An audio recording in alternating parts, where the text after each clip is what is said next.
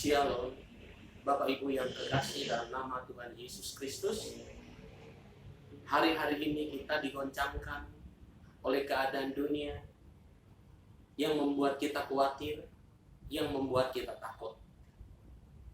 Apa pesan firman Tuhan bagi kita supaya kita menjadi kuat di dalam kita menjalani hidup ini dengan ketakutan-ketakutan yang ada? Apa pesan firman Tuhan bagi kita? Saya akan membahas kebenaran firman Tuhan bagi kita pada siang hari ini, dan biarlah firman Tuhan yang saya sampaikan ini berguna untuk membangun iman kita bersama. Kita buka kitab kita di dalam kitab 2 Tawarik pasal 7 ayat 13 sampai dengan ayat 14. Demikian bunyi firman Tuhan. Bila mana aku menutup langit sehingga tidak ada hujan, dan bila mana aku menyuruh belalang memakan habis hasil bumi, dan bila mana aku melepaskan penyakit sampar di antara umatku, dan umatku yang atasnya namaku disebut merendahkan diri berdoa, dan mencari wajahku, lalu berbalik dari jalan-jalannya yang jahat, maka aku akan mendengar dari surga, dan mengampuni dosa mereka, serta memulihkan negeri mereka. Untuk apa Tuhan menempatkan umatnya di satu daerah, satu kota, atau satu bangsa? Tujuan Tuhan menempatkan umatnya di satu kota adalah tentunya Tuhan memiliki maksud, yaitu untuk sebuah perubahan. Karena isi hati Tuhan bagi kita tentunya adalah sebuah perubahan. Dan perubahan ini adalah perubahan yang dimulai dari dalam gereja. Keadaan suatu bangsa bergantung dari bagaimana sikap hidup umat Tuhan. Keberadaan satu kota itu akan diberkati oleh Tuhan, tergantung bagaimana sikap hidup daripada umat Tuhan. Ketika umat Tuhan mengalami kemerosotan moral dan tidak menganggap pentingnya firman Tuhan, serta berkompromi dengan keadaan dunia, maka murka Tuhan akan terjadi atas umatnya. Dan ini yang tertulis dalam 2 Tawarik pasal 7 ayat 13. Bila mana aku menutup langit sehingga tidak ada hujan, dan bila mana aku menyuruh belalang memakan habis hasil bumi, dan bila mana ini yang sementara kita alami, aku melepaskan penyakit sampar di antara umat. Bapak Ibu yang dicintai oleh Tuhan, salah satu yang sedang kita hadapi hari-hari ini adalah berbicara mengenai bagaimana saudaraku yang kekasih penyakit bermunculan. Dan saat ini saudaraku yang kekasih, penyakit yang aneh-aneh mulai muncul dan menular. Dan ini adalah satu penggenapan dari kebenaran firman Tuhan. Dan saudaraku yang kekasih, saat ini kita ditakuti oleh penyakit menular, yaitu corona, yang melanda seluruh muka bumi ini tanpa terkecuali. Dan saudaraku yang kekasih, apa pesan firman Tuhan? Salah satu yang sedang kita hadapi adalah berhadapan dengan virus yang mematikan, yaitu virus corona. Dalam 2 Tawarik 7 ayat 14, saudaraku yang kekasih, pesan firman Tuhan bagi kita. Dan umatku yang atasnya namaku disebut merendahkan diri, berdoa, mencari wajahku, lalu berbalik dari jalan-jalan yang jahat, maka aku akan mendengar dari surga dan mengampuni dosa mereka, serta memulihkan negeri mereka. Dalam kondisi seperti ini, dalam kondisi kepanikan, kekhawatiran, dan ketakutan yang melanda seluruh dunia, saudaraku yang kekasih, Tuhan ingin supaya umat Tuhan meresponi Tuhan atas kejadian yang sementara kita alami. Saudaraku yang kekasih, bagaimana saudaraku yang kekasih? Bagaimana cara kita melawan kekhawatiran kita? Bagaimana cara kita melawan ketakutan kita? Bagaimana saudara kita melawan rasa yang membuat kita gundah gulana? Alkitab menjamin dalam 2 Tawarik pasal 7 ayat 14, yang pertama kita diminta oleh Tuhan untuk merendahkan diri di hadapan Tuhan berdasarkan 2 Tawarik 7 ayatnya yang ke-14. Lawan dari merendahkan diri ini adalah kesombongan. Kesombongan adalah sifat yang dibenci oleh Tuhan. Dan kesombonganlah yang seringkali menghambat doa kita. Kenapa doa kita tidak dijawab oleh Tuhan? Saudaraku yang kekasih, firman Tuhan menjawab kita pada malam hari ini. Untuk supaya kita mengalami perubahan supaya kita mengalami terobosan, supaya kita mengalami pemulihan di dalam pelayanan kita, di dalam bangsa dan negara kita, di dalam kota yang kita cintai. Yang pertama Tuhan minta kepada kita, yaitu merendahkan diri di hadapan Tuhan. Ciri-ciri orang yang merendahkan diri, saudaraku yang kekasih, adalah orang itu gampang tunduk terhadap otoritas, mudah diatur, dan mudah diperintah. Apa yang disampaikan oleh pemerintah yang merupakan wakil Allah, apa yang sudah disampaikan oleh pimpinan gereja kepada kita, saudaraku yang kekasih, kita harus memiliki kerendahan hati untuk menerima itu semua dan melakukan itu semua sebagai satu hal, saudara kasih, karena pemerintah, pemimpin gereja memikirkan kondisi kita. Jadi ciri-ciri orang yang merendahkan diri yang disukai oleh Tuhan, yaitu orang yang gampang tunduk, mudah diatur, mudah diperintah. Oleh sebab itu Bapak Ibu yang kekasih, marilah kita tunduk pada perintah-perintah Tuhan, serta perintah daripada kebenaran firman Tuhan. Bagaimana kondisi ini mau dipulihkan jika banyak umat Tuhan yang masih sombong secara rohani, merasa kuat secara rohani, tidak tunduk terhadap otoritas, tidak tunduk terhadap pemerintah. Untuk supaya bangsa ini kembali pulih dari penyakit sampar yang menakutkan yang sudah dicatat oleh Alkitab. Yang kedua, saudaraku yang kekasih, tidak ada jalan lain bagi kita setelah kita merendahkan diri di hadapan Tuhan. Tuhan minta kita untuk yang kedua, berdoa. Berdoa yang dimaksud adalah berdoa syafaat. Berdoa tidak hanya untuk kepentingan diri kita sendiri dan keluarga kita, tapi berdoalah untuk bangsa ini. Berdoa untuk kesejahteraan bangsa, kesejahteraan kota, kesejahteraan pemimpin Indonesia, pemimpin yang tertinggi sampai jajaran yang terendah. Ketika kita berdoa, kita harus memiliki hati yang takut akan Tuhan. Kita harus memiliki kesatuan di antara kita dengan umat-umat yang lain untuk berdoa. Kita harus menyatukan hati kita dengan umat Tuhan seluruh dunia untuk bangkit dan berdoa supaya bangsa kita dipulihkan keadaannya. Saudara yang dikasihi oleh Tuhan, ini hal kedua, jika kita ingin bangsa kita dipulihkan, bangsa kita disembuhkan oleh Tuhan, tidak ada jalan lain. Yang pertama, merendahkan diri. Yang kedua, berdoa.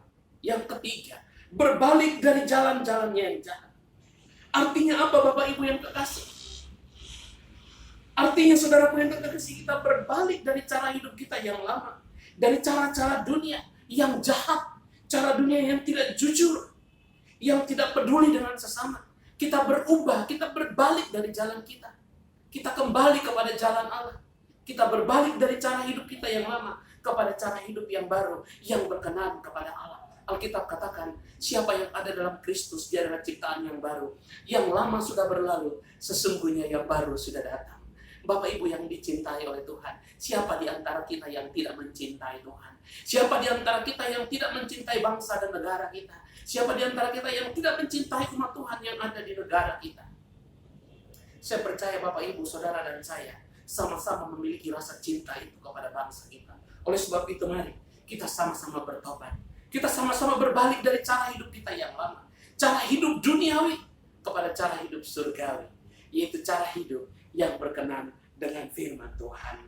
Hal yang keempat, yang terakhir, yaitu saudaraku yang kekasih, mencari wajah Tuhan.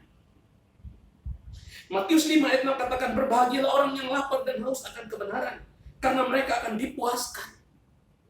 Ciri-ciri orang yang mencari wajah Tuhan, yaitu mereka yang memiliki saat teduh, intensitas waktu berjumpa dengan Tuhan, waktu bersama dengan Tuhan, waktu ngobrol dengan Tuhan, waktu berdoa dengan Tuhan, waktu bersekutu dengan Tuhan, waktu berjumpa dengan Tuhan.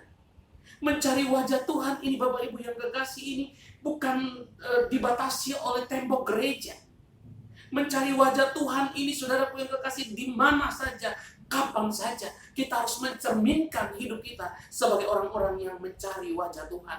Orang-orang yang selalu mencari wajah Tuhan adalah orang-orang yang selalu berperilaku sebagai anak-anak Tuhan. Dia mencari wajah Tuhan, mencari wajah Bapaknya, rindu dan haus untuk berjumpa dengan Bapa. Sehingga Bapa akan memulihkan, mengasihani kita, berbelas kasihan, saudara yang kekasih.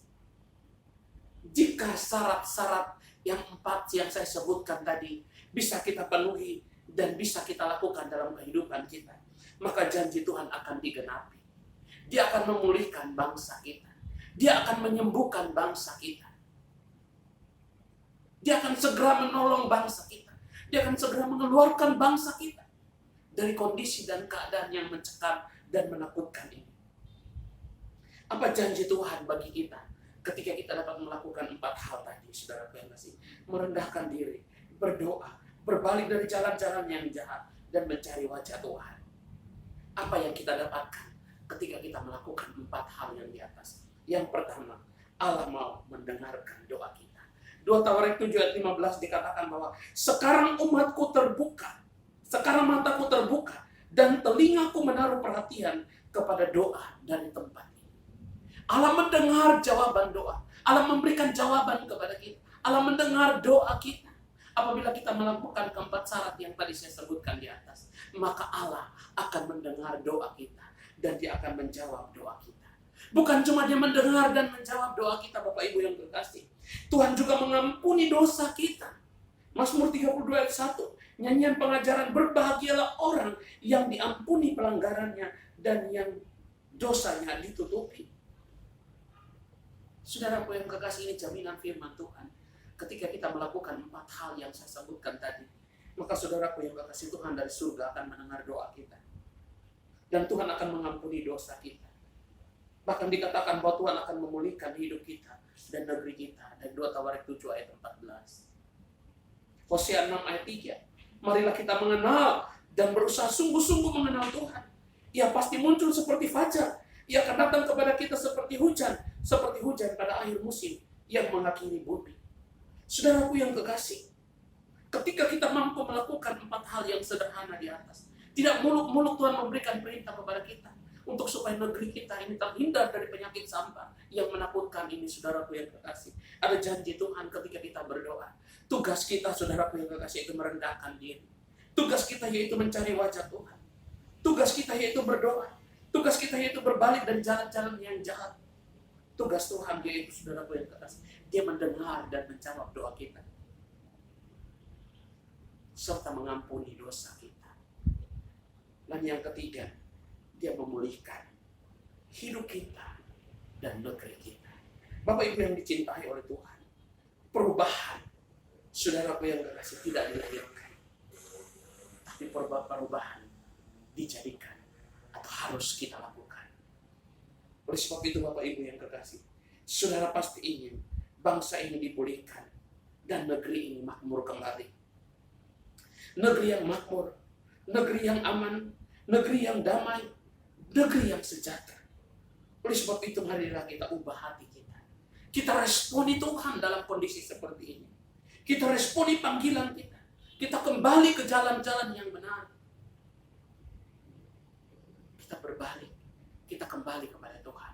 Maka Tuhan akan menjawab seruan doa kita. Kita berdoa. Bapa di surga, terima kasih buat kebenaran firman. Kami berdoa buat bangsa dan negara kami yang mengalami, Tuhan Yesus, penyakit sampar yang menakutkan. Bukan lagi bencana nasional, tapi ini sudah merupakan malapetaka internasional. Oleh sebab itu kami berdoa kepada-Mu ya Tuhan. Kami merendahkan diri di hadapan-Mu. Kami mencari wajah-Mu dan berbalik dari jalan kami yang jahat. Kami percaya Tuhan akan mendengar dari surga, mengampuni kami dan memulihkan negeri kami. Hanya satu kami minta kepada-Mu ya Tuhan. Pulihkan negeri kami, Tuhan Yesus. Sembuhkan saudara-saudara kami yang mengalami sakit penyakit dimanapun mereka berada. Kami berdoa buat para medis, pemerintah yang menangani ini semua, Tuhan. Tolong mereka, berikan kekuatan, berikan kemampuan, jamin kesehatan mereka ya Tuhan. Untuk apa yang sudah mereka kerjakan, Tuhan Engkau berkati. Kami berdoa buat jemaat Philadelphia, tutup bungkus dengan kuasa darah.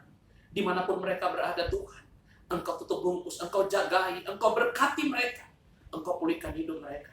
Dan biar mereka juga mendekatkan diri kepadamu di hari-hari yang jahat ini. Terima kasih Bapa di surga, ini menjadi doa kami. Kami bersyukur, kami berterima kasih. Kami alaskan doa kami dalam nama Tuhan Yesus Kristus. Haleluya. Amin. Terima kasih. Ini firman Tuhan singkat yang dapat saya sampaikan bagi jemaat Philadelphia. Tuhan Yesus memberkati.